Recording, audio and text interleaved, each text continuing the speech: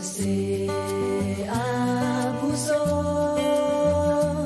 Giropati de mina abuso,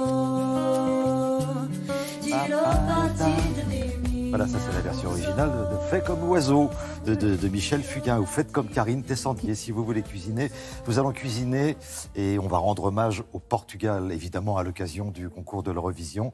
Karine a décidé de nous proposer 3 recettes, aujourd'hui, demain et samedi, des recettes typiquement portugaises. Exactement. Vive l'Eurovision, vive la France, on croise les doigts. En tout cas, moi, pendant 3 jours, j'ai décidé de vous faire entrée, plat, dessert sur le thème de la cuisine portugaise. Et Dieu sait s'il y en a des spécialités. On va commencer par une petite soupe, le caldo verde. C'est une soupe à base de pommes de terre, de choux, donc en avant, Guingamp.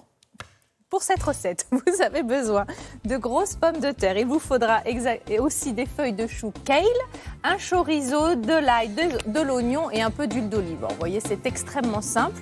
On va commencer par préparer l'oignon. Donc on l'épluche et on va le couper finement. De toute façon, si vous n'êtes pas les rois de la découpe, c'est pas très grave. À la fin, tout sera mixé. Donc voilà, pas d'inquiétude là-dessus. C'est une recette extrêmement simple. Le tout, c'est de mettre les bons assaisonnements, de lui donner du goût. Donc c'est pourquoi on a un oignon. On va également utiliser 2 gousses d'ail. N'oubliez pas de le dégermer.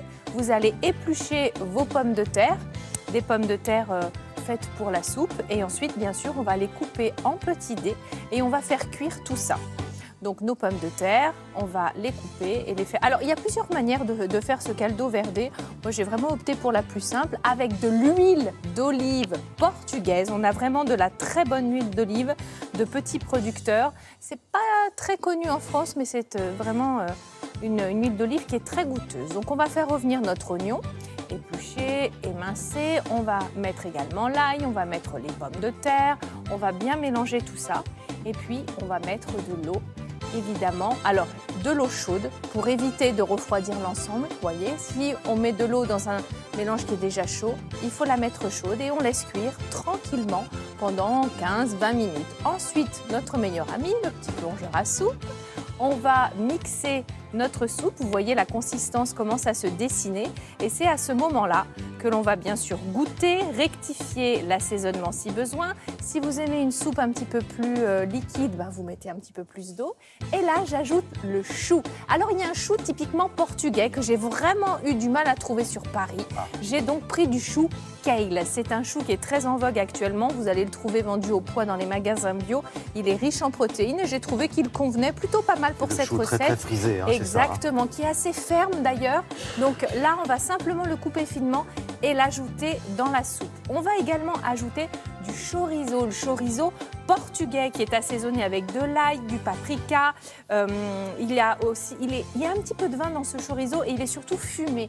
Donc ça va venir relever, épicer la soupe et évidemment lui donner ce bon goût. Au moment du dressage, hop, un petit coup d'huile d'olive, 2 petites rondelles de chorizo et vous pouvez déguster cette soupe, le caldo verde.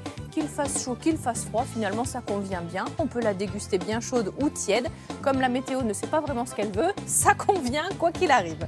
Donc ça c'est l'entrée. Voilà, ça c'est l'entrée, exactement. On se retrouve demain, Karine. Demain, on parlera du plat. Et comme évidemment les poissons sont vraiment emblématiques de cette cuisine portugaise, eh bien on fera de la viande. Je vous proposerai un hachis parmentier portugais. Il y aura de la viande de bœuf, la viande de porc, avec une bonne purée maison sur le dessus. Merci beaucoup, Karine.